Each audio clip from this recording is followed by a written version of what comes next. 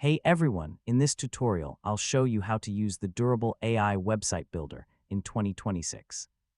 So, if you want to create a professional website without coding, Durable AI can generate an entire site for you in just a few minutes.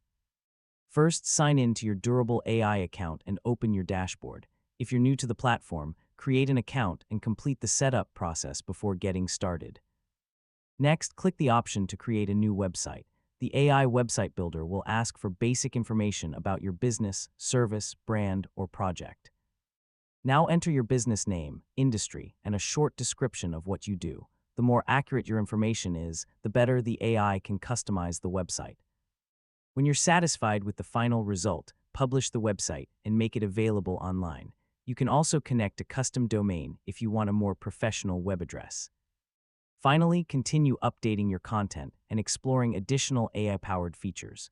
So, the more you customize your site, the better it will represent your business and attract visitors. And that's it. That's how to use the Durable AI Website Builder in 2026. Thanks for watching, and I'll see you in the next tutorial.